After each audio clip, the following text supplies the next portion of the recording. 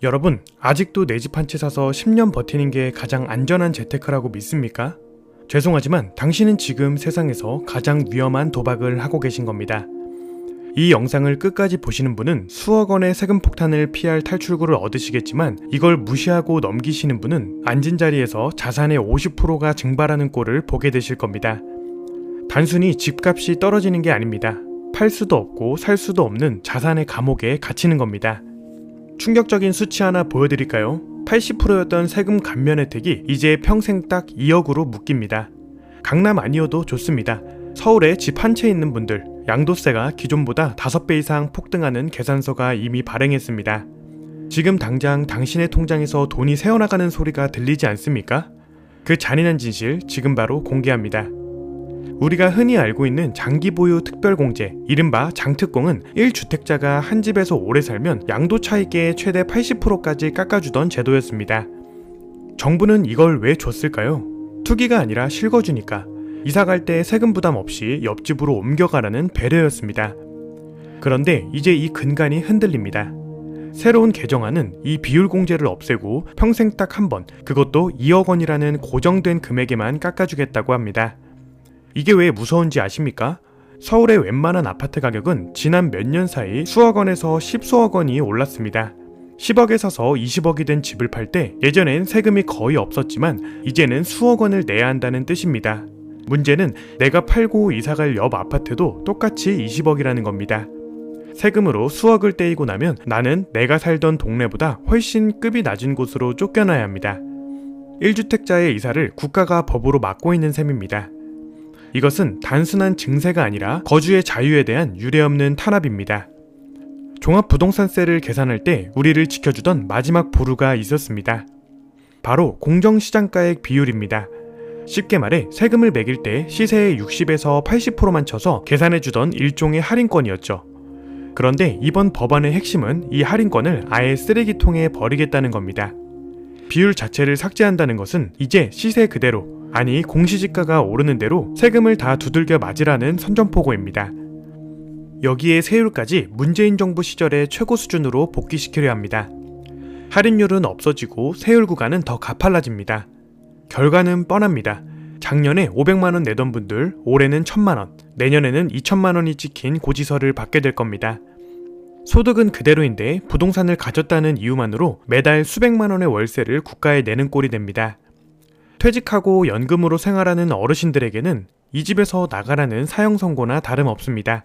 이것이 우리가 마주한 자산 불평등 완화의 실체입니다. 경제학적으로 볼 때 부동산 시장을 안정시키려면 거래세를 낮춰 매물이 나오게 하고 보유세를 높여 과도한 투기를 막는 것이 정석입니다. 그런데 한국은 지금 반대로 가고 있습니다. 거래세는 세계 최고 수준으로 올려서 팔지 못하게 막고 보유세도 세계 최고 수준으로 올려서 갖고 있지도 못하게 만듭니다. 양쪽에서 쥐어짜는 이 기괴한 정책의 목적은 무엇일까요? 결국 시장의 동맥경화입니다. 팔고 싶어도 세금 때문에 못 팔고 갖고 있자니 세금이 무서운 상황. 이 상황에서 사람들은 본능적으로 가장 안전한 선택을 합니다. 바로 똘똘한 한 채에 모든 것을 거는 겁니다. 어차피 이사를 못 갈 바에는 가장 좋은 입지의 집을 사서 죽을 때까지 버티겠다는 전략이죠. 결과적으로 강남이나 주요 역세권의 매물은 완전히 자취를 감추게 됩니다. 시장에 물건이 없으니 가격은 왜곡되고 서민들이 진입할 틈은 더욱 좁아집니다. 집을 가진 사람만 고통받는 게 아닙니다. 이 법안의 가장 큰 피해자는 결국 무주택 임차인들입니다. 종부세가 2배, 3배 오르면 집주인들이 그 돈을 어디서 충당할까요? 맞습니다. 세입자에게 전가합니다. 전세를 월세로 전환하거나 전세금을 대폭 올려 세금 낼 돈을 마련하려 할 것입니다. 이미 서울의 주요 단지에서는 전세 매물이 사라지고 월세 비중이 압도적으로 높아지고 있습니다. 정부는 임대차법으로 이를 막으려 하겠지만 시장의 원리는 법보다 강합니다. 집주인이 실거주하겠다고 들어오면 세입자는 나갈 수밖에 없습니다. 특히 대출 규제로 인해 현금 부자들만 급매물을 받아내는 구조에서는 이들이 실거주 요건을 채우기 위해 직접 입주하면서 전월세 매물은 더욱 줄어듭니다. 결국 서민들이 선호하는 학군지나 역세권에서 전세라는 주거사다리는 완전히 무너지고 매달 막대한 월세를 감당해야 하는 주거노예의 시대가 열리게 될 것입니다. 이번 법안들이 통과되면 대한민국 부동산 시장은 거대한 두세 개로 나뉩니다. 세금을 감당할 수 있는 극소수의 자산가들이 지배하는 핵심지와 세금 부담에 밀려나고 거래가 끊긴 외곽지입니다. 고가주택의 양도세가 폭등하면 핵심지 집주인들은 증여를 택하거나 영구 보유를 선택합니다. 공급이 끊긴 핵심지 가격은 천정부지로 치솟고 대출조차 나오지 않는 상황에서 일반 서민들은 꿈도 꿀 수 없는 영역이 됩니다.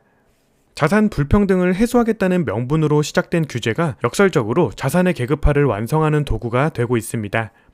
부자들은 세금을 내면서도 가치가 오르는 자산을 지키지만 중산층은 세금을 견디지 못해 자산을 매각하고 자산 증식의 기회를 영원히 잃게 됩니다. 이것이 제가 서두에 여러분의 자산이 반토막 난다라고 경고한 이유입니다. 인플레이션으로 화폐 가치는 떨어지는데 내 자산을 지킬 유일한 수단인 부동산은 국가의 세금 정책에 의해 묶여버리는 것입니다. 정부는 아마도 이렇게 생각할 겁니다. 세금을 강하게 때리면 집값이 잡히겠지. 하지만 역사가 증명하듯 징벌적 과세는 결코 집값을 잡지 못했습니다. 오히려 시장을 왜곡시켜 더 큰 폭등을 불러왔을 뿐입니다. 매물 잠김 현상은 공급 부족으로 이어지고 이는 다시 가격 상승의 압력으로 작용합니다. 정부가 통제할 수 있다고 믿는 순간 시장은 가장 창의적인 방식으로 반격합니다. 이번 법안이 실제로 시행된다면 1, 2년 안에 우리는 극심한 전세난과 함께 거래량은 역대 최저인데 가격은 신고가를 경신하는 기이한 현상을 목격하게 될 것입니다. 행정력이 시장의 생리를 무시하고 신념만으로 밀어붙일 때 그 피해는 오롯이 국민의 몫이 됩니다. 지금이라도 이 정책의 위험성을 인지하고 목소리를 내야 하는 이유입니다. 그렇다면 우리는 이 혼란 속에서 어떻게 자산을 지켜야 할까요? 첫째, 포트폴리오의 재정비가 필수적입니다. 단순히 한 채를 넘어 세금 효율성을 따지는 전략적 보유가 필요합니다. 공동명의 활용, 증여 타이밍 계산, 그리고 필요하다면 수익형 부동산으로의 자산 이전까지 고려해야 합니다. 이제는 부동산이 운 좋게 오르는 자산이 아니라 철저히 관리해야 하는 경영의 영역이 되었기 때문입니다.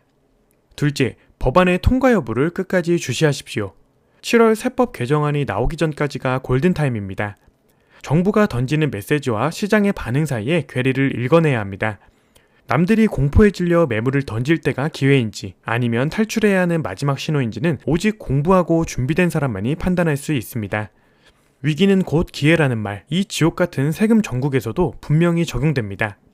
오늘 우리는 부동산 시장을 뒤흔들 무시무시한 법안들의 실체를 확인했습니다. 누군가는 이 영상을 보고 한숨을 내쉬겠지만 똑똑한 시청자 여러분은 이제 질문을 던지기 시작했을 겁니다. 내 상황에서 최선의 수는 무엇인가? 부동산 시장은 이제 단순히 입지가 좋은 곳을 사는 게임이 아닙니다. 국가의 세금 설계를 읽고 그 틈새에서 내 가족의 울타리를 지켜내는 고도의 심리전이자 정보전입니다. 오늘 분석해드린 내용이 여러분의 자산을 지키는 방패가 되길 바랍니다. 영상이 도움되셨다면 구독과 좋아요 부탁드리며 여러분의 상황을 댓글로 남겨주시면 함께 고민해보겠습니다. 끝까지 시청해주셔서 감사합니다.